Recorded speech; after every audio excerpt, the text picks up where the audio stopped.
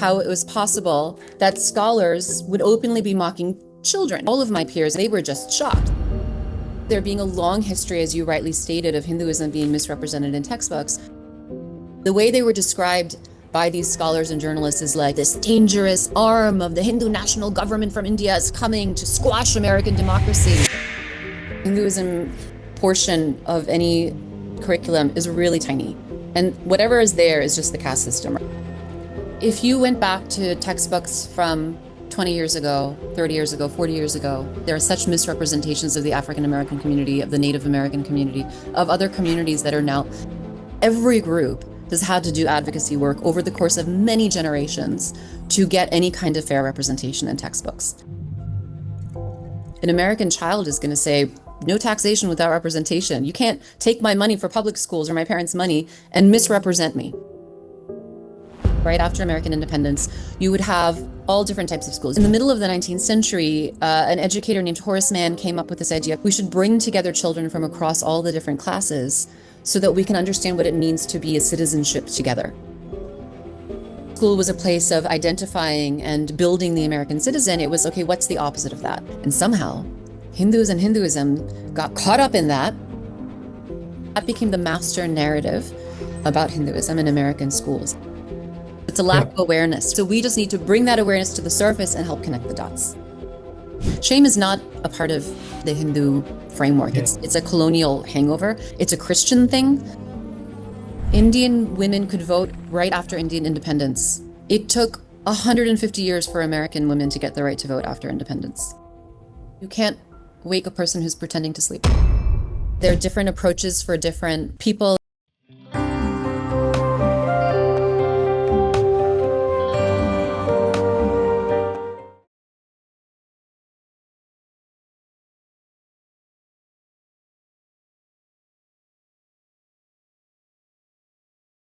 So Namaste Induji and warm welcome. I think we have hosted you for a couple of times, at least in the past, and always the issue was related to school systems and our kids, right? And today I think it's same thing. We are hosting on the same issue, and specifically for our audience. If you have noticed our promotion advertisement for this event, Induji has come up with new book, and that is very heart of this conversation. So for viewers who are joining for the first time or not aware of Induji's work, I'm just going to introduce her first and followed by introduction of our organization. And then we will get started on the conversation on the book. So Induji is an educator, scholar, writer, and author of a new book, which is Hindu at Heart. She holds the doctorate in education from Teachers College, Columbia University, and has spent at least 2 decades working across public education as a teacher, as a curriculum designer, and doing the educational research. And she is also co-founder of Understanding Hinduphobia, an initiative focused on improving awareness and representation of Hindu communities in education and public conversation. We've been using understanding of this website as well as the resources she has put together regarding this in our work as well. Further, she explores Hinduism, belonging, education, and experience of Hindu-American families navigating public life and school system in the United States. And this is precisely for topic of this book. And she draws years of experience doing research, as well as her experience as a classroom teacher. And further, the field research, having the conversation with the Hindu parents across diaspora as well as Hindu students. And that's where we can introduce her book, which is, as I mentioned, Hindu at Heart. Yeah, so I have read the book cover to cover, and I must say it's a really insightful book. I, as a parent, look at things because my boy, he is in middle school, and he questioned me on certain things, how system work, how teacher interprets certain thing regarding Hinduism, Indian history, as well as also from the perspective of someone who works closely with parents and communities regarding how they navigate the challenges within that system, school system. So before this is the introduction, Induji, you want to add anything before I introduce our organization? Sure. Thank you for that. introduction, for talking about all of this. And first of all, just thank you for having me on here. It's an honor to be speaking with you and the community through this. And I really appreciate the work that your organization does and that you do. I've had the opportunity to interact with you many times, and I really do appreciate you. So first, I just wanted to start with that. And please go ahead, and then we can get into the other stuff. Yeah, so let me briefly introduce our organization. So Hindu Parents Network is a community organization, and we are focusing on empowering diaspora Hindu families through education and advocacy. You can learn more about our work at our website, hinduparentsnetwork.org. One of the key area, as many of you know, that our work focus on engaging parents, student, and school districts on how Hinduism and Indian history are taught in classroom. So we have been working since last at least 6 years in this space, and we have engaged at least 30 school districts. And through this work, we support family and student on issue related to misrepresentation, bias, bullying, and how this connect with their Hindu identity, as well as how the Hinduism itself presented in classroom. So we have also created the helpline where parents and students can report such concern through our website. Our goal is to bring together all stakeholders, parent, system, and school, with the shared intention that classroom teaching remains bias-free, inclusive, and balanced. With this background, in fact, I read the Induji's book and I found incredibly meaningful because it has so much nuanced take on how the parents, student, and system, and as well as within the system, teachers are part of the system, how they can work together and come up with the perspective as well as the solution of the issues which we have been encountering, like misrepresentation of Hindu faith. Let's get started, Induji. Yeah, that sounds great. I'm looking forward to it. On this issue of misrepresentation of Hindu religion or Hinduism in textbook, many of us know that it is not a new issue. It's been going on forever, I would say. And I would let her to just elaborate more on this, where she can go through the process. And also the question is going to be that how it led to the writing of the book itself. Sure, absolutely. Absolutely. Thank you for that question. And actually I had my book launch party here in New York a couple of nights ago, and I got asked the same question: what led me to write the book? What sparked this, right? I'm a product of the American public school system. I attended public schools from the late 70s through the early 90s. I was a public school student. My children attended public school. I was a public school teacher. I taught people who became public school teachers. So I'm very, very familiar with the American public school system. And around, I would say 10 years ago, maybe 8 years ago, I heard about these testimonies that these families gave. And I also heard that scholars were mocking these children, and that there was video footage of scholars mocking children giving testimonies.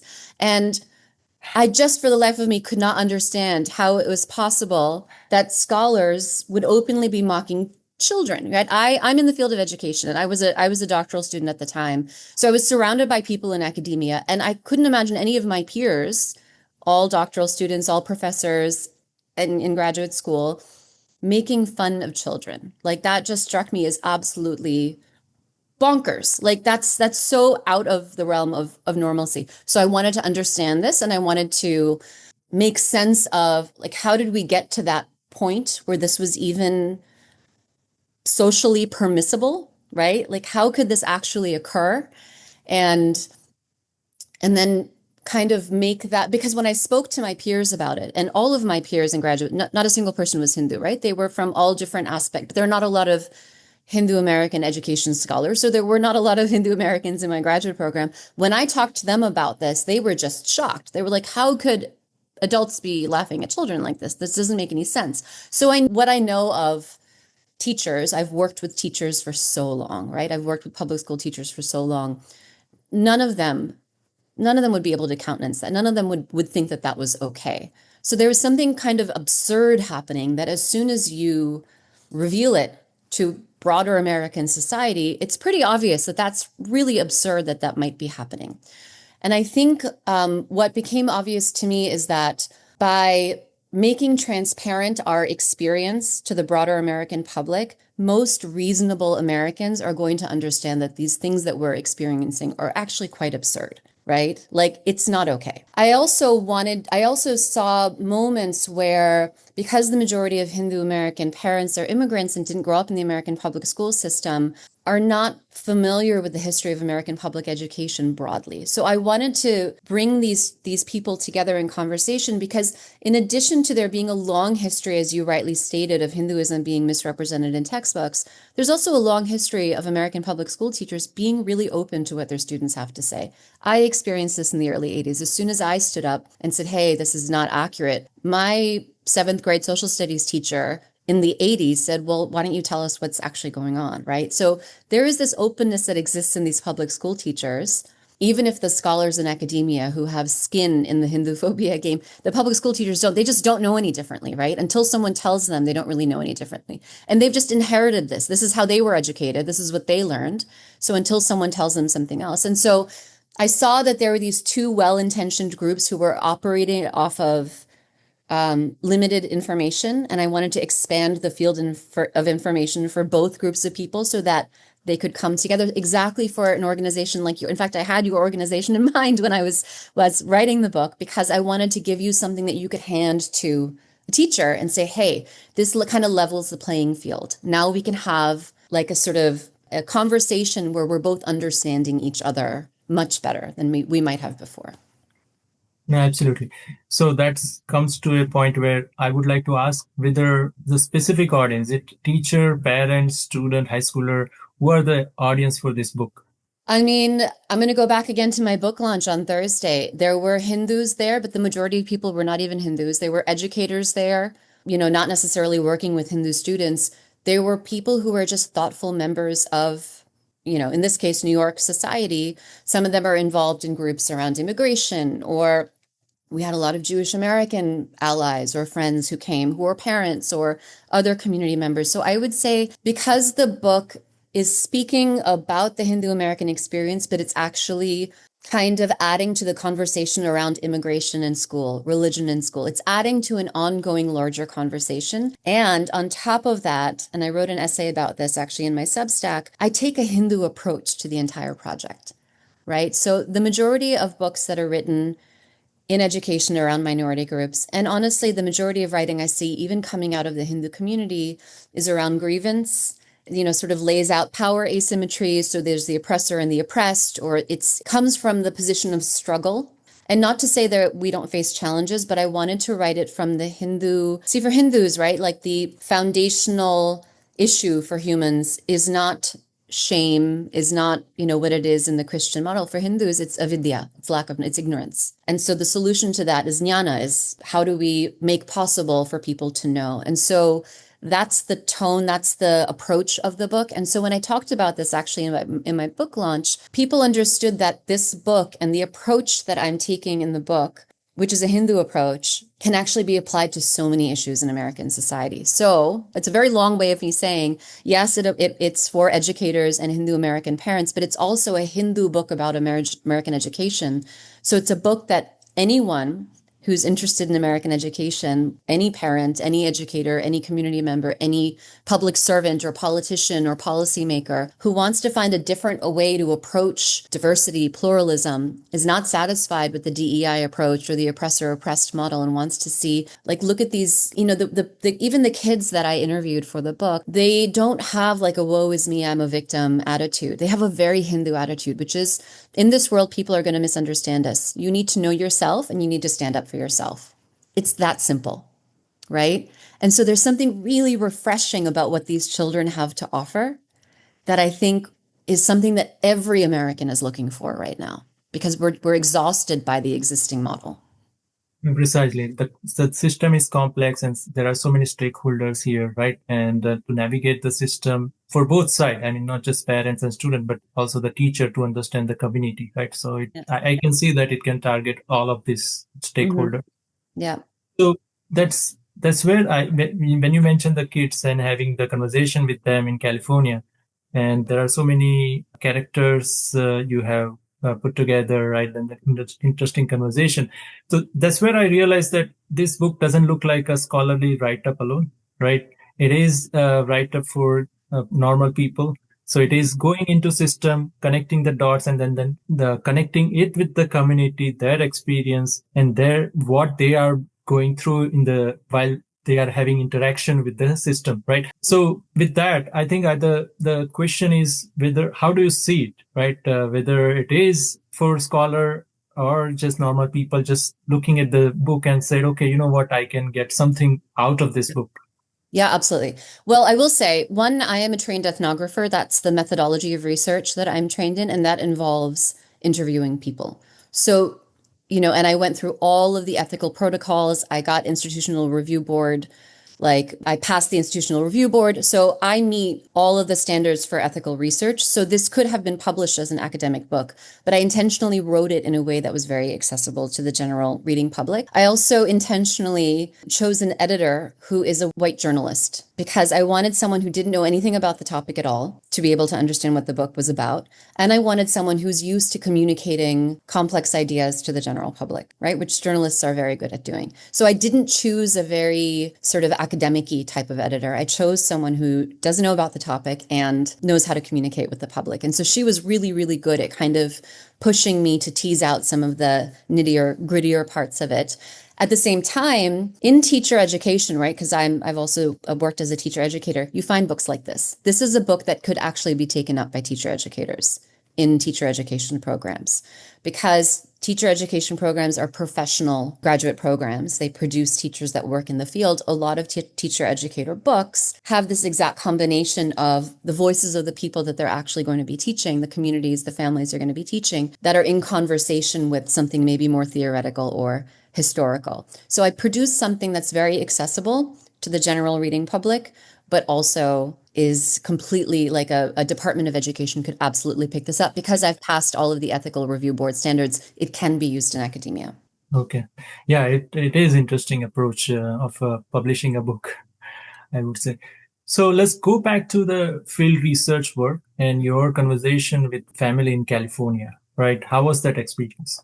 Oh my gosh, so I went in and I had to make sure I set aside any ideas I had about what I might hear because I knew some of these folks, but some of them I didn't even know them at all, right? My experience, first of all, is that, I write about this in the book, like Atiti Devo Bhava, like come to life. Everywhere I went, I wasn't even permitted to think about staying in a hotel. Like I was just staying with people.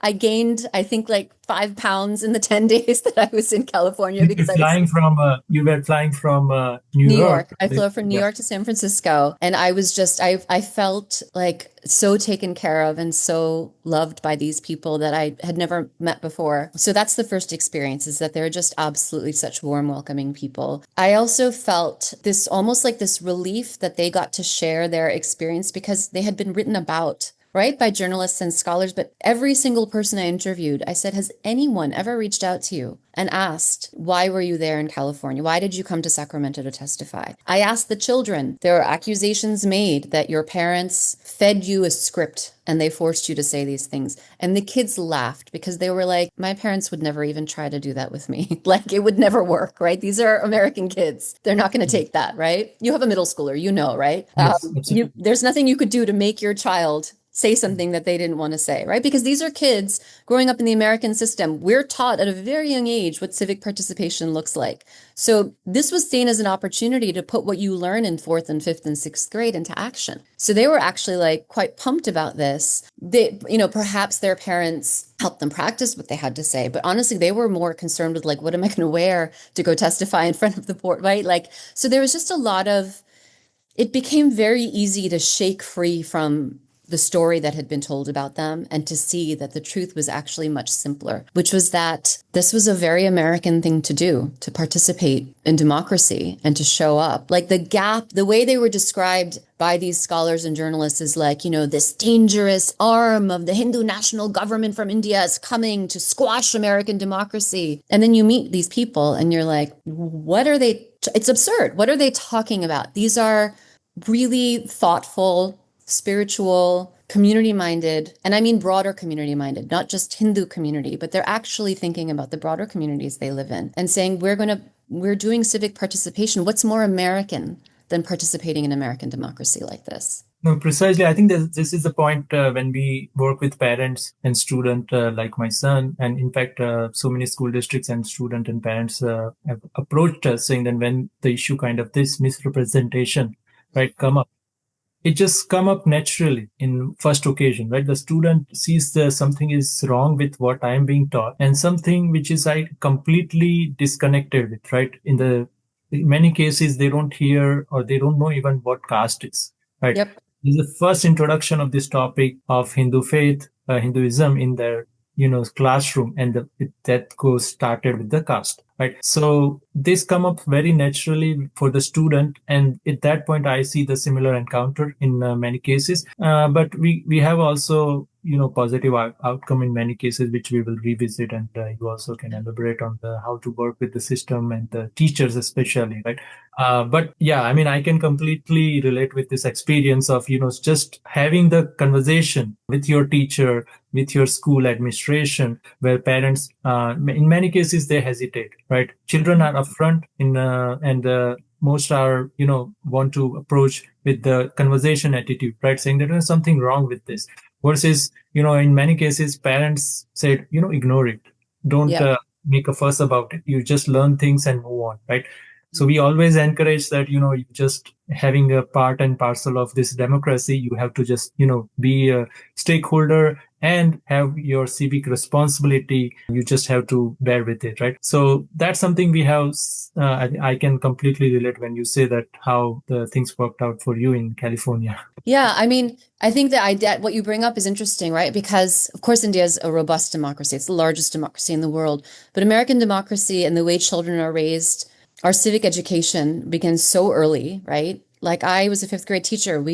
I had the children memorize the preamble to the Constitution. Like you learn about civic participation very much, civic participation in American democracy is one of the reasons public education was even created, right? Mm.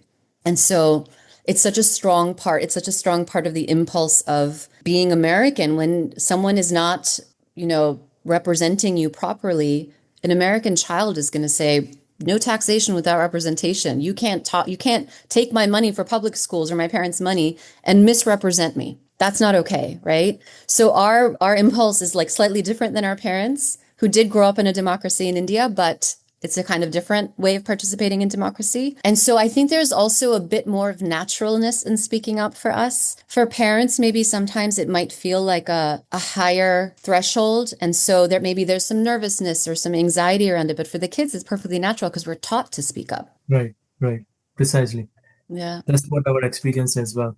So with that, I think let's revisit for sake of our audience, right? What is narrative regarding Hinduism in the classroom, right? And especially when I see your book, it mentioned that there is something called master narrative, right? It just keep on going. And in fact, it's a century of work. In our own research, we have seen that, of course, there is a very famous book written by British historian James Mill. That was something really had a very much influence on how the Hinduism taught and written about in academia world. But even before that, we have seen that there are 15th century record where how Hinduism was represented or written about, right? So let's just go back and just consider what they will find in the classroom itself and what you call as a master narrative, right? Which keep on repeating. Sure, absolutely. So a couple of things. One, yes, James Mill, absolutely important. But I think if you went to any middle school or high school teacher and said James Mill, their eyes would gloss over because it's academic. It's like a higher ed work. It's not something that your typical middle school or high school teacher is going to have enough capacity or bandwidth to engage with deeply, right? It's important to remember that the Hinduism portion of any curriculum is really tiny. And whatever is there is just the caste system, right? We know that that's what it is. So I'm saying that to contextualize and to create some skill and awareness broadly in how we're talking about this. The second thing I want to say is master narratives exist around every community that's not the sort of majority community in the United States. There's been a master narrative about them, right? Whether it's Native Americans or African Americans or Jewish Americans or Chinese, there is some version of some story about them. And those communities have had to do advocacy work in order for them to be, so every group has had to do advocacy work over the course of many generations to get any kind of fair representation in textbooks. And I see what happened in 2016 as sort of the landmark, like the watershed moment in the Hindu American civil rights movement. Right? The California. Yes. Yeah. That's the big, right? If you think of like the Civil Rights March in DC as a watershed moment in the rights of African Americans, 2016 is that watershed. I mean, that was the largest group of people that had ever testified before the California Board of Education. That's a huge thing. Most Hindu Americans don't even know that happened, right? Right. That's why I huge. Yes. It's huge. And so we have our own civil rights movement to continue building, just as every other group has done. So it's not that we're uniquely, I mean, the narrative about us is unique, but we're not unique in having a narrative about us. Every group has had a narrative about it, and they've had to sort of articulate and advocate and skillfully build relationships to upset that narrative, to overturn that narrative.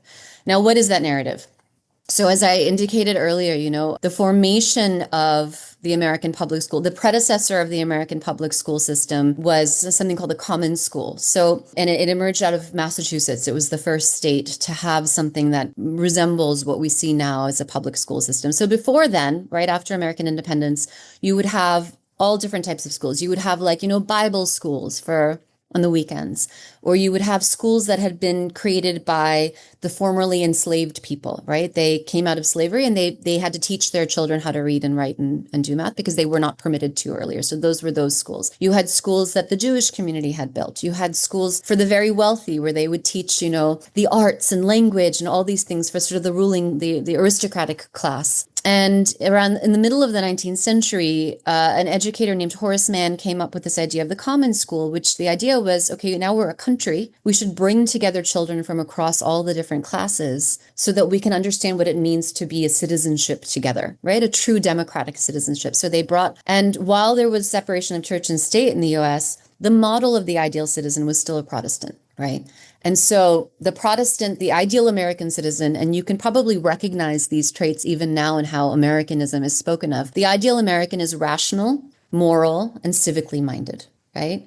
And America very much then and even now defined itself by the fact that it felt it was very unique and different than any other country in the world. And in many ways it was, right? It was a very unique place. But its definition was we're not like other places. We're American, we have these traits. And so oftentimes, because school was a place of identifying and building the American citizen, it was, okay, what's the opposite of that? If this is American, what's an example of the opposite? And somehow Hindus and Hinduism got caught up in that, right? Because there were these missionary reports, and that's where James Mill comes in. All these reports coming in, and there were even American missionaries in India at the time. They would come back with these reports, and these reports found their way into geography textbooks, found their ways into the stories that teachers were telling. And so the foil, the opposite of the ideal American citizen, was the Hindu, Hindoo, the Hindu child who was irrational, immoral, and not at all concerned with civic participation, right? And so there is some version of that continues in the representation. It's much more deeply coded, but there's some version of that. So that became the master narrative about Hinduism in American schools as early as the mid-19th century, 100 years before there were any Hindus really in the United States. That story was being told about us. And that's why to this day, when you look at something like if you're only teaching caste, not just the caste system, but the injustices of casteism, if that's the only thing you're teaching about Hinduism, it's immoral, it's irrational, and it's not civically minded. It's continuing that master narrative in a very coded way, right? And so and if you look at the way the other groups have overturned the master narrative, it's just by revealing it and bringing people on board to what that is. So it's the caste system. Yes, it's it's irrational. It's absurd to use that as a representation of Hinduism at large. But it's not enough to just to fight the caste system. You actually have to talk about the master narrative in order to for people to understand why it's irrational to represent Hinduism with that. And I think it's also useful to come up with an alternative way of representing, which I have ideas about. Yeah, I think that was when you say that, the intention is to show them what is American about things, right? And precisely for Hinduism and master narrative, right, where they are representing this thing as a, it is in some way, it is not as explicit as you mentioned, right? I mean, in the sense that it is not explicit and you recognize that. In that, I felt like, precisely their intention of, having this civic moral engagement is not being served when the Hinduism is portrayed like that. And especially when you see how the Hindu American citizens are participating in every phase of the life, right? Every domain of the life. Yeah, absolutely. I hope this comes through. You'll have to tell me as a reader, but I hope it comes through that every single Hindu American that I interviewed, the composite of their stories reveals that Hindus are incredibly rational, incredibly moral, and incredibly concerned with civic participation. I just showed it through example. I didn't even have to say it. It's just very obvious, right? So again, Absolutely. as soon as you look at the actual data, this narrative is absurd. It's just Yeah. absurd. Like, we don't even have to feel injustice or upset. It's just absurd. It's untethered to reality.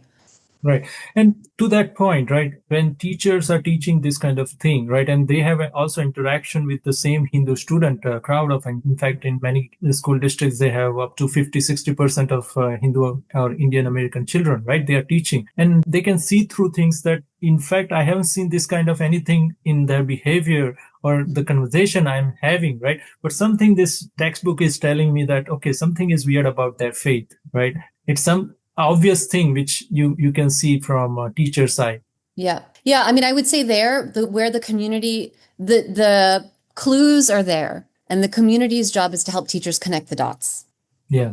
Right. And I think that's easy to do, as you said. Like, if you're surrounded by all these Hindu kids and what you know of them is uncorrelated with what's being described, but the teachers have also inherited this. And for the most part, if no one has interrupted that, it's not that they're actively believing these things. It's not that they're actively like, oh, I need to teach that Hinduism is very un-American. They're not thinking at that level, right? They're not thinking I need to perpetuate the master narrative. They're just unaware that there is one. So it's a lack of awareness, right? And so we just need to bring that awareness to the surface and help connect the dots. Right. And precisely that's where the next conversation is leading us to, saying that what is in your book, you said sankalpa, good intention, right? Mm-hmm. And when we see this issue, right, the precisely teacher is getting, the book is written, there is a publisher, there are academia who has, passed down this thing in teacher's hand, saying that there are pre-made books, right? And that has this narrative. First, teachers are getting this information from the secondary sources, right? And second thing is that they might have unintentional bias, right? Where things are carried forward from the so many generations, right? And they have also gone through the system. They have gone through the same narrative in their learning, right? So they probably not finding it, I would say, unusual when they see this kind of portrayal, because in many cases you see this as a parent and you have a very, sensitive pushback kind of thing, saying that how come in the world teachers see this thing and they don't find anything wrong with this kind of misrepresentation about my faith, right? Versus what you are suggesting is that they, in most cases or probably all cases, whatever it may be, but they are looking at the things and they are not finding the fault within it. Is that so? I would say this. If you went back to textbooks from 20 years ago, 30 years ago, 40 years ago, you would find things in there that you couldn't even believe those things were in there, because there are such misrepresentations of the African American community, of the Native American community, of other communities that are now, and those teachers were not bad teachers. It's just that no one had ever taught them. Like you said, these are inherited narratives, right? So no one had actively taught them, even though they had these students in their classrooms, right?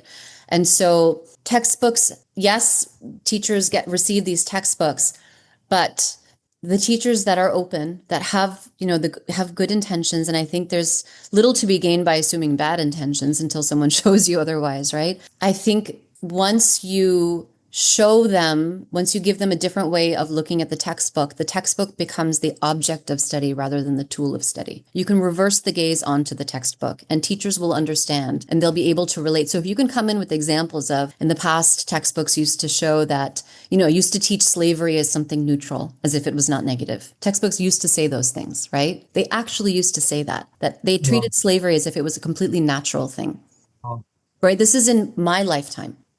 Right? So if textbooks could do that, and a very small percentage of Americans are Hindu, right? So that's why it's important for our community to understand broadly what has been the landscape of American education, because once you make those connections, then teachers are like, oh yeah, sometimes textbooks do get it wrong, even though these ideas are coming from higher ed, from scholars get it wrong. They'll make those connections. Absolutely. And in many cases, what we have also observed is that textbook, in many cases, they are running through like 20, 30 years old textbook, right? And also in other cases, we have found that the resources they are using is not, kind of vetted enough, right? So anything they can find from, online resources, non-Hindus has put together without understanding. So all sort of things also, just not textbook, but also these kind of issues also we have Yeah, seen. absolutely. I mean, the other thing is, and I feel like I've been talking about this for years, learning from other communities. So I'm a New Yorker. Most of my friends are Jewish. I'm a lifelong New Yorker, right? And the Jewish community intentionally, when they arrived here in large numbers after or during World War II, they intentionally put a lot of their people and resources into education, into broad American public education, because they knew that it was going to inform how their children were taught about their religion and their community and how broader American society would be. So you'll find a disproportionate number of Jewish American scholars in education than there are Jewish Americans. You'll find a disproportionately smaller number of Hindu Americans. There are very, very few of us, right? So if there are very few Hindu American ed scholars, I'm not talking about subject experts in Hindu studies or all of that. I'm talking about ed scholars who are there in policy making spaces, who are there as consultants for textbook companies, who are there consulting boards of education, right? Like, I would like to be irrelevant one day. I'd like there to be so many Hindu American ed scholars that people don't remember my name, right? That's what will actually like really move things, in addition to parents. And I agree. I think that, we're in the 21st century. There are interesting conversations about digital versus analog right now because of everything that's happening in AI. But I think providing simple alternative lenses and resources to teachers that they can pick up and say, you're like, hey, the textbook has it wrong for these reasons. Here's a simple lesson that's designed in a way that teachers know how to teach lessons. Like, one of the suggestions I have, and I know that other organizations are making this, is do something as simple as like, here you have 10 commandments, we have 5 yamas and niyamas. That tells you about the morality and the philosophy of Hindus. Very quickly, you can understand we are moral, civically minded, socially aware. Like, it's very, very easy, and 10's an easy number because they can relate it to their 10 things, right? As opposed to line item auditing a textbook and saying, this is wrong, that's wrong, here's a book on James Mill. No teacher has the bandwidth to do that. But if you hand them something really simple and say, yes, casteism exists, but that's like saying homelessness represents all of American society. That would be absurd, right? Or that slavery represents Christianity. That would be absurd. Philosophically, it doesn't represent, right? So I think if you hand people a really simple alternative that's just a single lesson, because that's all they're going to do on Hinduism anyway. So I think understanding that and understanding the teacher's perspective and the bandwidth and the time and all of that really helps. I don't even remember if I answered your question, but I feel like I said. No, I think that's precisely the point where, the system, we started with that, we have very less number of people in this field from Hindu American side, right? So that actually play in a negative side for us, right? Versus you are part of a system, you can, really see what is going on in the system and, play a role in building it, right? The right thing. Yeah. I mean, absolutely. Absolutely. What I find really interesting, when I was in grad school at Teachers College, the few Hindu Americans that were there were all, I'm using the coded term, South Asians, right? They were all Hindu phobic, and the majority of them were from India, who'd come to get their degrees in the US and go back to India and apply these ideas in India. Or there were people who ended up being professors that signed letters in support of Audrey Trushki, right? I was an anomaly. People who actually were practicing Hindus who understand Hinduphobia, I was the only one that I knew. And what's interesting, though, is that my professors, my doctoral advisor, everyone on my dissertation committee, they were like, as long as you make a solid argument and back it up, we're cool with it. We don't have any preconceived notions. The Hindus were the issue. Everyone else was fine. Education is, as a discipline, is not muddied against Hindus. Indology is, South Asian studies is, but education is not. Education as a field is actually quite open. So I invite young people or people of any age. I mean, I started my doctorate at 40, so you don't have to be very young. But like I invite people to join this space because there's rich and good conversations to be had and work to be done that can be done. Yeah, I believe you. So shifting the gears here, and I think one of the also the key idea you have mentioned is regarding hidden curriculum, right? So we talk about the textbook and we talk about some resources being used by teachers, but then there is also a hidden curriculum, right? Where you can say that all the students are not just learning from the textbook, right? They are learning from the tone, they are learning from the framing, right? They are also learning while interacting and reacting to each other after this structured learning has taken place, right? So how does that look like? Because this is applicable to entire field, right? Whatever the education, whatever the religion or history, piece of history they are going through, this will be talked about in classroom after things are done. So when it comes to Hinduism, how does it impact? I mean, hidden curriculum is that like subversive thing that's happening that's like subtext, right? So you can't just read what's happening literally, what children are reading or what the teacher is saying. It's what, like you're saying, it's what's insinuated, right? It's the thing that it's like a textbook will reduce Hinduism to casteism. It's not directly saying Hinduism is bad, but it's very strongly implying that Hinduism is bad. And the effect of that is kids will come up and, in middle school, I mean, this, you have middle schoolers are very, just in terms of their adolescent development, are very concerned with justice. That's the primary thing. They're becoming more aware of the world and they want to understand, is the world fair or not? Right. And so they're taught something at that age about the caste system. And they're like, that's really unfair. It's pinging exactly where they're developing psychologically. Right. And while the teacher may not say, and that's why nobody should be a Hindu, it's bringing up that question in subtext. And that's why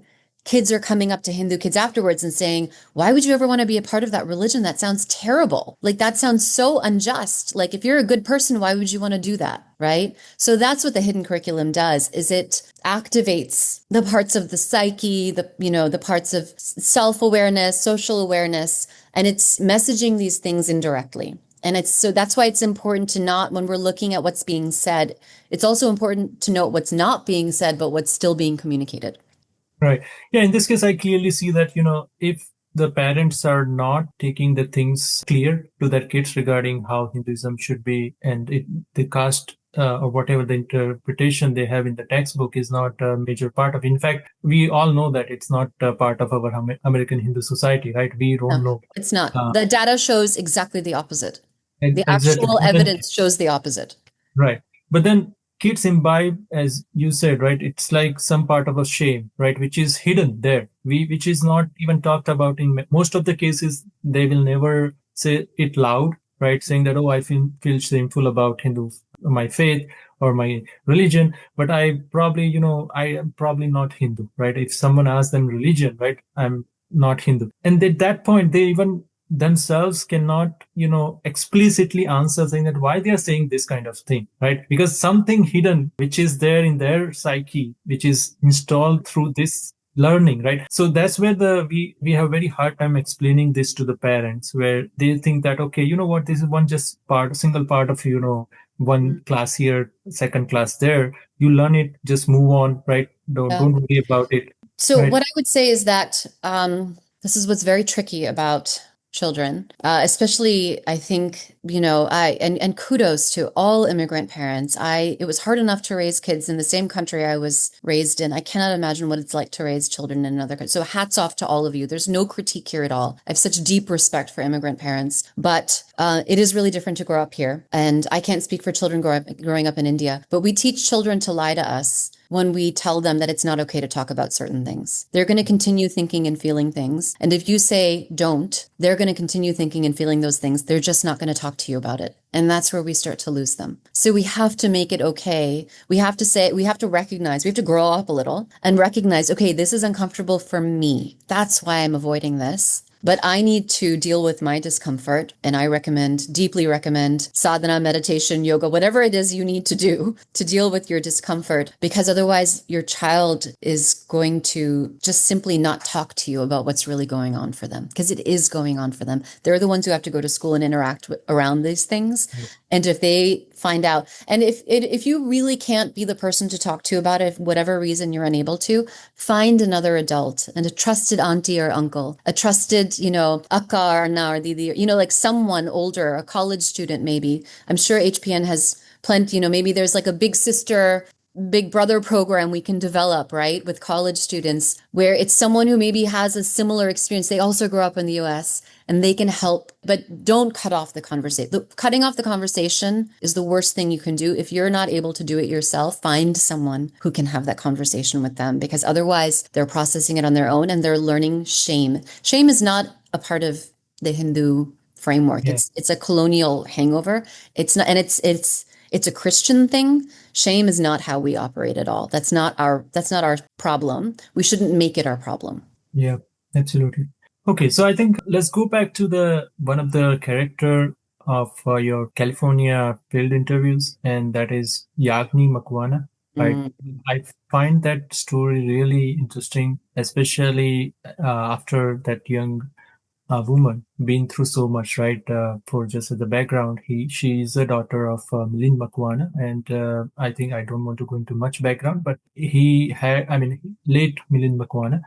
She was part of this exercise of going to Sacramento and giving the account of her own, and you had a conversation with her, right?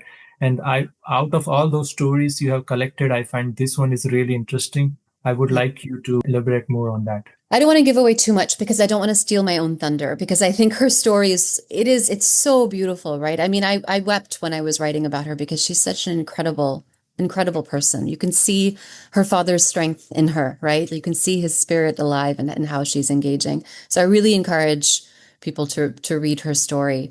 What I find striking about her, I think I said it even earlier, is that she's neither, obviously she's not ashamed, but she's also not prideful about being Hindu. She's just naturally Hindu. It's just who she is. Right. And she also has a very mature, and maybe it's just because of what she's been through, right? Things like that can make you mature very quickly. But she has I don't think so. I think she was raised this way. She has a very realistic attitude about life and what it means to be an immigrant or child of immigrants, what it means to participate in American society, which is basically that people are going to misunderstand you. That's just what it means to be a human being in the world. So the first thing you need to do is know yourself. How can other people understand or know you if you don't know yourself? So know yourself, know your heritage. And she speaks a lot about how important Hindu community is to her family, how much that has meant to her across, not just in crisis, but also in moments of joy, how much that's enriched her. And I think a lot of, we feel that a lot as an immigrant community, right? For many of us, we don't have family members nearby. So our fellow Hindu community becomes our local family. That's who we turn to. Those aunties and uncles are our aunties and uncles.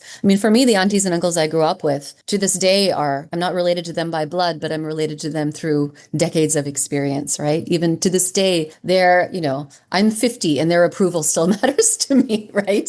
That's how close you become. So for her, knowing herself is not just an individual endeavor. It's through community that she knows herself. And then just simply be naturally yourself and don't worry about the rest. And I think that self-knowledge is the core of Hinduism, right? The foundational question of Hinduism is, who am I? And digging into that really at a very, very deep level, I think brings her to a space even beneath sort of the most outward Hindu identity to actually really knowing herself. And again, I don't want to say too much because I'd love for people to discover it in the book, but it comes down to the principles of Hinduism that are around kindness and compassion and service. All of these things, that's what motivates her, is actually being a good human being in the world. That's what to her it means to be Hindu. So it's even beneath the sort of outward facing identity of Hindu down to like the roots of what it means to be a Sanatani. Right. And I would say they've been to this, entire exercise of finding things wrong in a textbook, right? And going through approaching the system, working with teacher, right? And also not getting resolved at the local level. And then it goes to all this exercise of being a witness and preparing yourself to be there in front of big crowd, right? And then after a while, you go there and then take their account of what led them to do so, right? Do you find any common thread among all these young people? What was the driving factor for them to do something like this, right? Is that Yeah, I think, first of all, everyone laughed. Every young person laughed. Again, like I said, when I asked, did your parents make you do this? They said absolutely not. Part of it was they, again, they were learning about civic participation in school, and this felt like an important thing to do. And then it was what they were reading was so disconnected from what they knew about Hinduism that they just were like bursting, like they couldn't not say something, right? And for the most part, everyone said that their teachers were like so cool with them taking off a day from school to do this. Like they were really supported by their teachers, and their teachers were really jazzed that they were going to Sacramento to go speak. Like they thought it was so cool. So I think it sounds like this huge, almost like rebellious thing to do, but there was a lot of support for it to happen. And it was such a formative thing for these. I mean, for me, I know the times that I have spoken up, it's shaped who I am. It's like the first time you do it is a little bit nerve-wracking. And then once you do it, you're like, oh, it's actually okay. And so I think for them, they began to associate being Hindu with standing up for what's right. right? And so Hinduism became not just about sort of this personal thing, it became a social thing. Okay. And in that case, I think this young people thinking is kind of different from their parents, right? Where as I mentioned, right, most of the time we see that the parents are holding back, right? Holding not only themselves back, but they are also holding their kids back, saying that ignore things. And that's where my next question is, right? Now, let's say now it has been 1 decade, right? It's a California case, and that so much momentum it has, right? And then we know that kind of changes it's supposed to be doing, it was not achieved, right? And there were some section of things which were changed, particular to California things only, right? But then there are so many the issues or scope of the issue is really big, right? There are so many publishers, there are so many school districts, right? And each of them having different things, right? How do we approach this from the parents' perspective? I will go from the student perspective next, but how do parents advocate themselves, right? How do they prepare themselves? How do they engage with the school district? Sure. Well, first I'll say American public education is a massive beast. It's huge. 10 years is nothing for change. And like things take a really, really long time. I often think of this parallel, which is that Indian women could vote right after Indian independence. It took 150 years for American women to get the right to vote after independence, right? So things can take, I know we tend to think of America as, and in many ways, land of the free, but some things take a really, really long time. It's few things in America are as bureaucratic as public education. It's massive, right? So 10 years is nothing. 10 years is actually not a lot of time. I know it seems that way and there's some impatience, but it's not a lot of time. I would say one, isolating ourselves and our experience from broader American history and social change and civil rights movement, that doesn't do us any good. Learn your American history. Learn about the civil rights movement. Learn about American education. Understand things, that this is why I have an entire section on the book around approaches to education and the purpose of school. I mean, even something as simple as like, why do we have school? We can't assume that everyone thinks the same thing about it. Everyone even has the same definition of why we even have school. We don't. We all have. So like understanding that all of these things are happening, all of these histories are happening. If we go in and we say Hindus are uniquely discriminated against, everyone else gets treated well, we just sound like we don't know our American history. And we don't, because it's actually not true, right?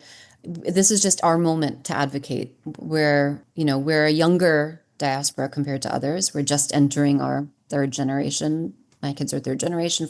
Other people have been here for many more generations. So one, learn American history, learn about the system. That's why I wrote this book. It's supposed to be like a 101 that gives you that background. So go in thinking that everyone's on the same side. Don't think teachers are on the opposite side. Teachers are on the same side. So have that attitude that we're all on the same side. We all want what's best for the community, for the children, and for the country, right?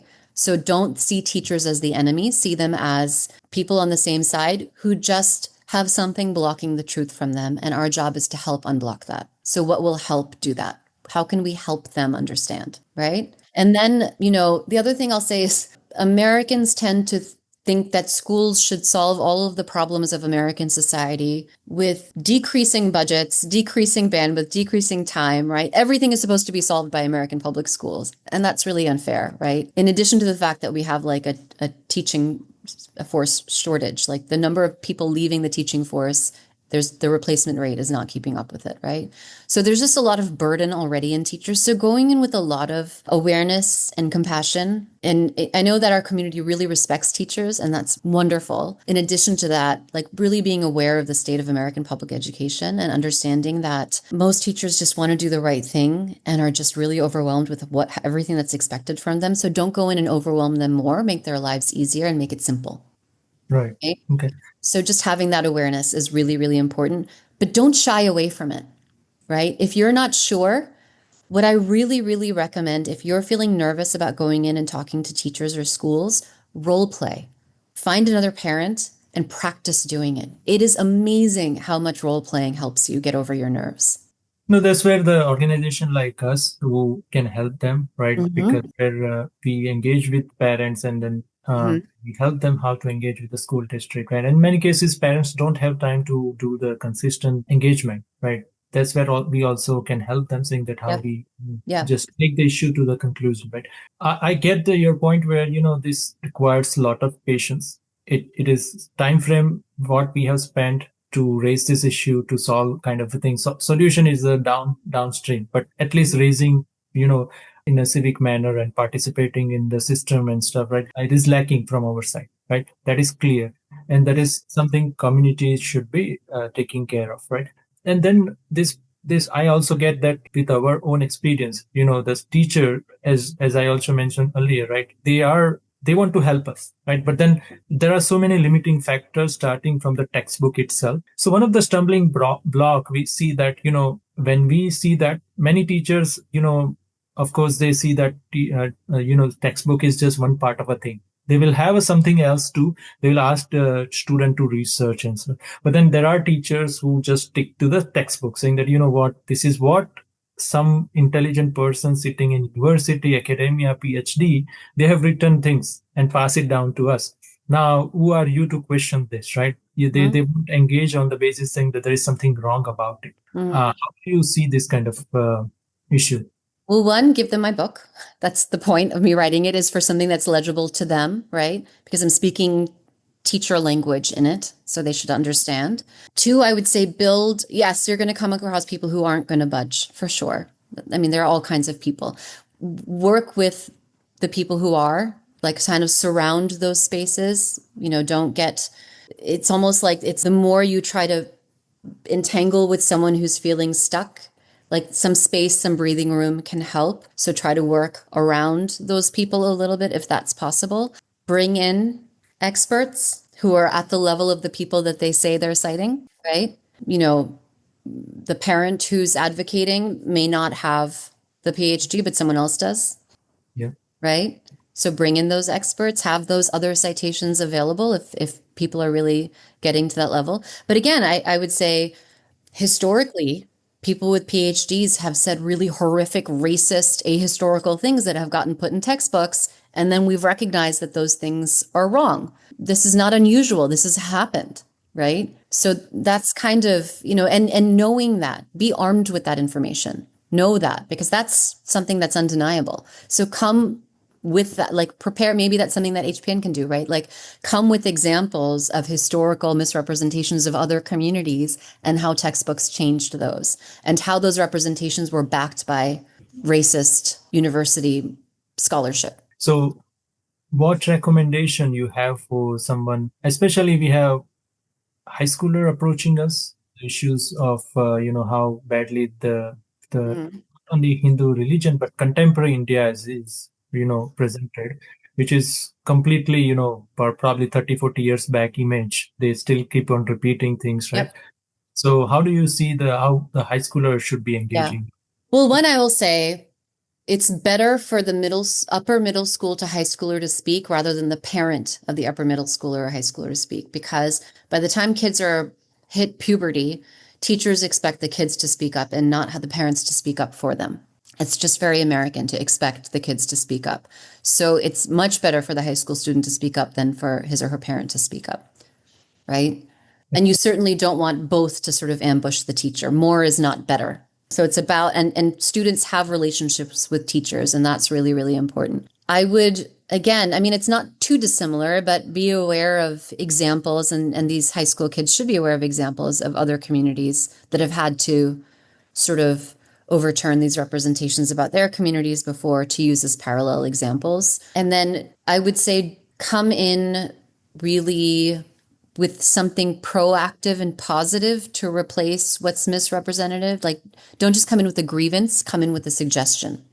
That's really, really important, right? If you're just coming in with a grievance, the teacher is seeing this as like, oh no, it's one more problem I have to solve. If you come in with a solution, that's much easier for the teacher to deal with. Yeah, I think that's also approach we are taking, saying that we don't just equip them with the a problem or what is wrong with the teaching material or approach. We also equip them with what kind of resources they can utilize, what kind of references they can use. I mean, but even there, if you're giving them a bunch of references, you're asking them to do work that they may not have bandwidth to do.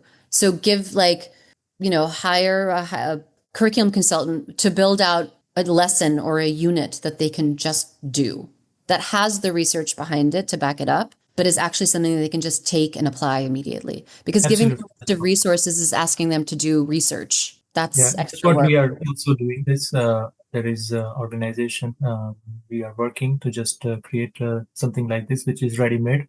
Yeah. Right. They can take it and give it to the teachers, right? Yeah. So come with a really simple solution. Yeah. Induji, it was a really good conversation, and I would say we will invite you for another such session in future, and hope to see more books from you. Oh, Yagnishi, you have to give me a break. I just finished writing one book. I need to rest a little bit, but yeah, absolutely. I am also happy to announce the book is on Amazon, and it's already number 16 in Hindu studies and number 10 in sociology of education. So it's like kind of pinging both the ed world and the Hindu studies world, which is really exciting. So you can read it on Kindle and on print on demand from there. And if you're interested in, I have sort of like deals on like bundle purchases from my website. So if you want to buy like a bunch of books, there's a little bit of a discount if you buy it from my website. So yeah, and any inquiries, please do visit. There's a form to fill out, and I'm happy to answer questions through that. So and that website is your Understanding Hinduphobia, or no, induviswanathan.com. Okay. Yep. All right. Yeah, that's where I also purchased the book from. Yep. All right. So namaste and dhanyavad everyone, and good night. And we just say prayer and then depart it. So Om Sahana Bhavatu Sahano Bhunaktu Sahaviryam Karvavahe Tejasvinavadhitamastu Ma Vidvisavahe Om Shanti Shanti Shanti. Dhanyavad everyone.